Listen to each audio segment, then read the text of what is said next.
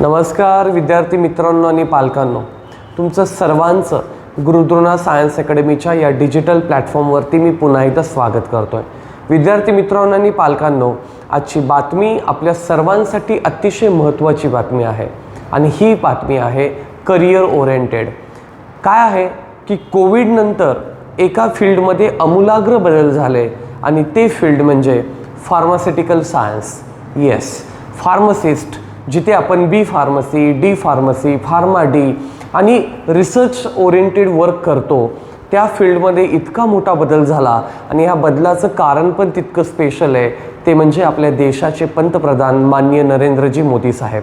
मोदी साहेबांनी आपल्या भारत देशातल्या आणि किंबहुना महाराष्ट्रातल्या काही जे एंटरप्रेन्योर्स होते, ज्या प्रायव्हेट लिमिटेड फार्मसीच्या कंपनी होत्या, त्यांना इतकं पाठबळ दिलं की त्याच्या माध्यमातून आज B pharmacy, D pharmacy, pharma D या फील्डमध्ये जाऊन रिसर्च करण्याची संख्या वाढली आणि त्यामुळं 1, 2 नाही, 3 नाही तर तब्बल जगातल्या 200+ देशांना भारत मेडिसिन डिस्ट्रीब्यूट करणारा म्हणजे गोळ्या औषधं निर्यात करणारा देश बनला। त्यामुळंच भारताचं मेडिकल सायन्समधलं एक वजन वाढलं आणि पॅन इंडिया लेवलला आपण खूप चांगली कनेक्टिव्हिटी ठेवल्यामुळे वर्ल्ड वाईड आपली कनेक्टिव्हिटी मेडिकल डिस्ट्रीब्युशनची वाढली। त्यामुळे आजचं फील्ड, आजची ही बातमी तुमच्यासाठी अतिशय महत्त्वाची आहे। त्यामुळंच आज मी तुमच्यासाठी घेऊन आलो आहे की औषध निर्माण क्षेत्रातील करिअरच्या संधी म्हणजे फार्मास्युटिकल सायन्सेसमध्ये कोणकोणत्या करिअरच्या अपॉर्च्युनिटीज आहेत की ज्या आपण 12वी नंतर निवडू शकतो। जर आपल्याला इयत्ता 10वीला समाधानकारक स्कोर आला, 60-65% मार्क आहेत किंवा त्यापेक्षा जास्त गुण आहेत आणि तुम्ही ठरवलं की सायन्स फील्डमध्ये जायचं, बी ग्रुप घ्यायचा म्हणजे फिजिक्स, केमिस्ट्री, बायोलॉजी हे 3 विषय घ्यायचे। हे 3 विषय घेतल्यानंतर तुम्ही PCB ग्रुपची CETची परीक्षा देऊ शकता आणि CETची परीक्षा तुमची झाली की लगेच तुम्ही बी फार्मसीला ॲडमिशन घेऊ शकता, फार्मा डीला ॲडमिशन घेऊ शकता, डी फार्मसीला तुम्ही ॲडमिशन घेऊ शकता आणि हे ॲडमिशन करून पुढे M फार्मसी, त्याच्यातले रिसर्च आणि त्याच्यामुळं तयार होणारी जी करिअर संधी आहे ती संधी मी आज तुमच्यासाठी घेऊन आलेलो आहे। बाळांनो, फार्मास्युटिकल सायन्समध्ये कोणकोणत्या करिअरच्या नवीन अपॉर्च्युनिटीज आहेत, त्याच्या माध्यमातून आपण खूप चांगलं करिअर करू शकतो हे बघण्याचा सगळ्यात महत्त्वाचा आज एक आढावा आपण घेणार आहे।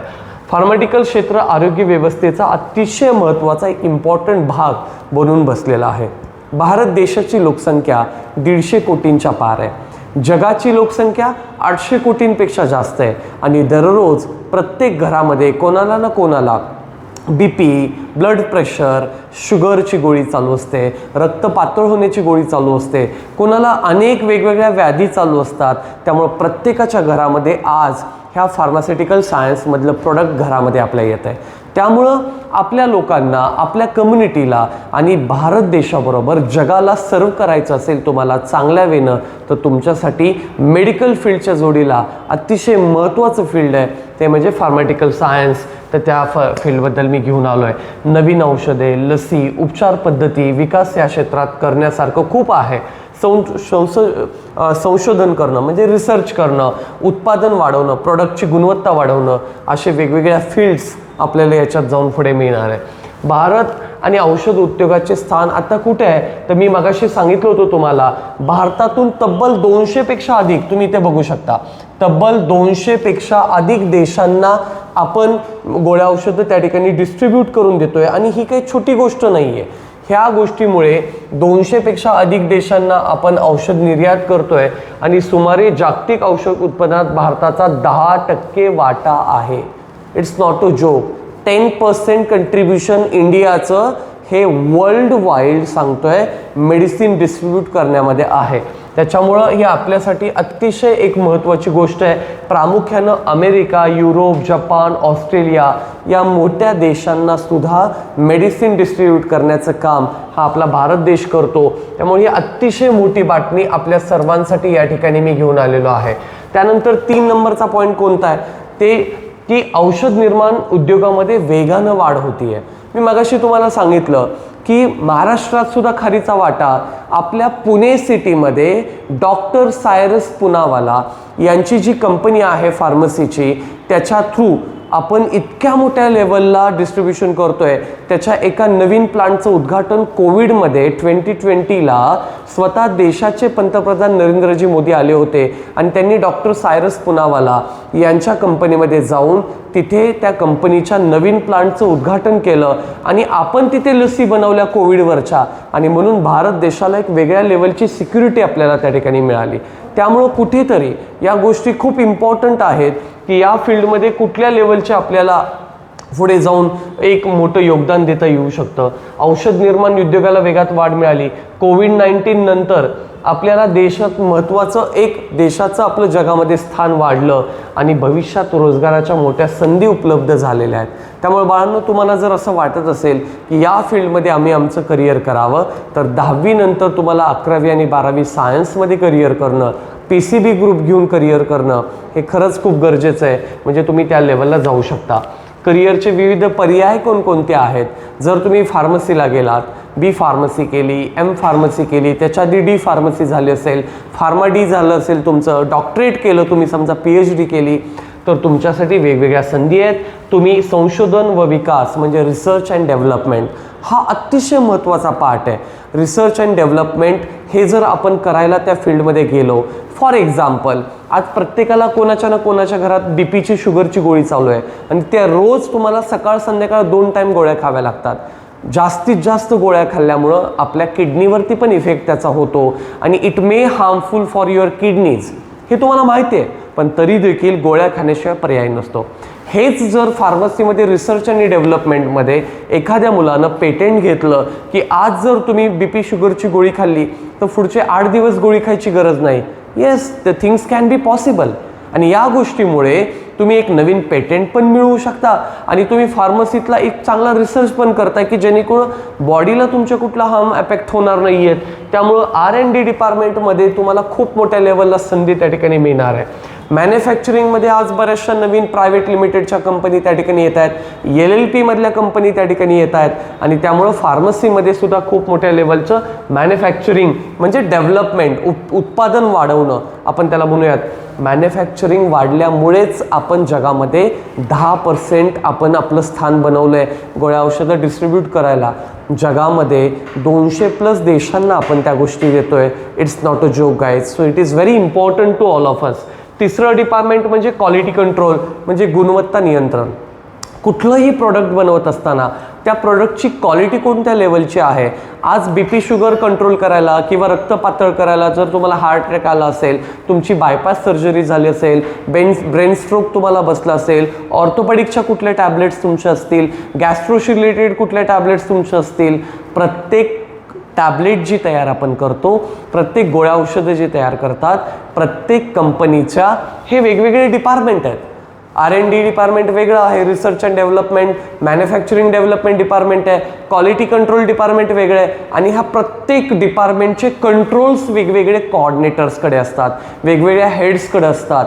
त्यामुळे त्या डिपार्टमेंटमध्ये जाऊन काम करण्याची संधी तुमच्याकडे खूप चांगल्या लेवलला आहे.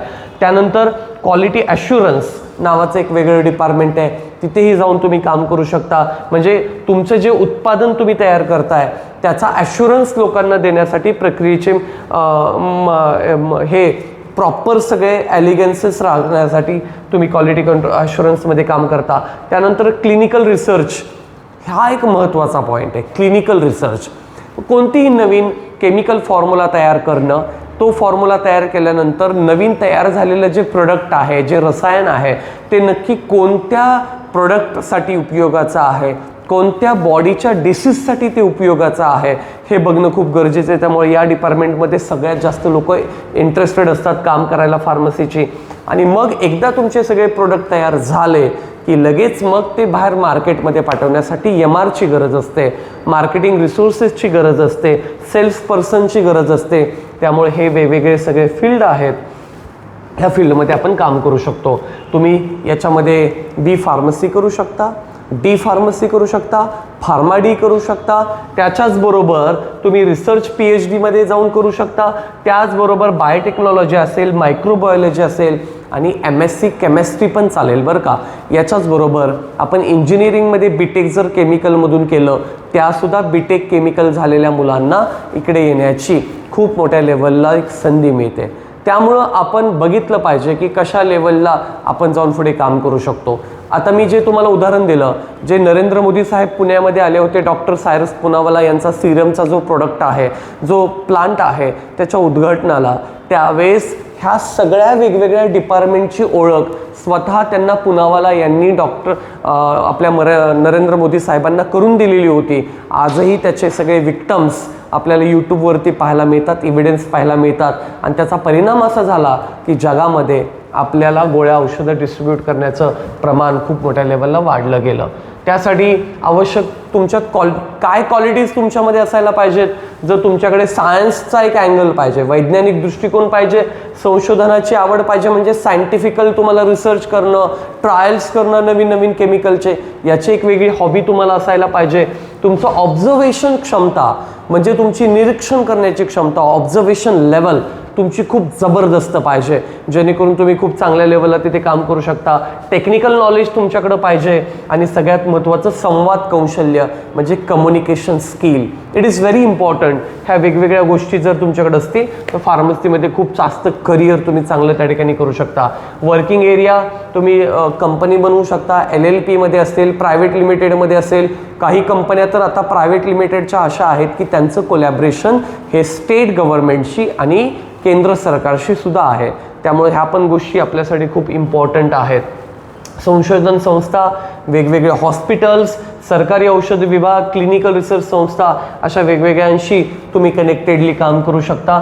तुम्हाला सुरुवातीला मध्यम पगार मिळेल, पण जसा जसा तुमचा अनुभव वाढेल तसे तसे पगार वाढतील. आज ऑन एन ॲव्हरेज फार्मसीमध्ये 50,000 बेसिक सॅलरी मिळते, on an average, not to joke. जसं तो तुमची लेवल वाढेल, पद वाढेल, तसं तसं तुमचं पॅकेज वाढणार. म्हणजे बेसिक पॅकेज मिनिमम 6 लाखांपासून तुम्हाला मिळेल ते मॅक्सिमम अगदी 1 CR पर्यंतचे पॅकेजेस आज फार्मसीमध्ये आपल्याला त्या ठिकाणी मिळतात. विशेष म्हणजे परदेशात पण आपल्याला संधी मिळू शकते. जर आपण चांगल्या लेवलचं काम केलं तर आपण खूप चांगल्या लेवलला जाऊ शकतो. बायोटेक्नॉलॉजी, जनुकशास्त्र म्हणजे जेनेटिक्समध्ये सुद्धा खूप मोठ्या लेवलची गरज आज आपल्या फार्मसी क्षेत्रामुळे तयार झालेली आहे. त्यामुळे नवीन औषधे किंवा लसींची आपण जे डोस वगैरे तयार करतो त्याची गरज आपल्याला या क्षेत्रामध्ये कायम लागणार आहे. त्यामुळं या क्षेत्रामध्ये एक वेगळं स्थिरता असणार आहे.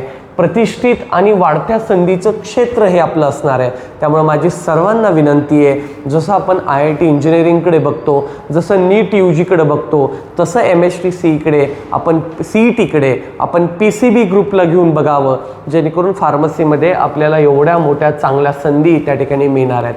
विद्यार्थी मित्रांनो, आमची विद्यासेतू कन्सल्टन्सी आहे. ती कन्सल्टन्सी इंजिनिअरिंग नंतर, फार्मसी नंतर, ॲग्रिकल्चर नंतर तुम्हाला जॉब मिळवून देण्यासाठी काम करते.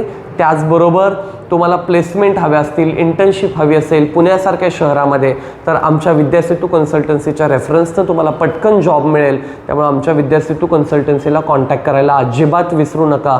ही कन्सल्टन्सीचा नंबर एकदा आपल्या स्क्रीनवर तुम्हाला दिसत आहे. आमच्या सोशल मीडियाच्या यूट्यूब चॅनलला फॉलो करा, सबस्क्राईब करा, इंस्टाग्रामला फॉलो करा, जेणेकरून अशाच नवीन नवीन बातम्या तुमच्यापर्यंत मी सतत पोचवत राहील. धन्यवाद. पुन्हा भेटूयात अशाच एका नवीन व्हिडिओमध्ये.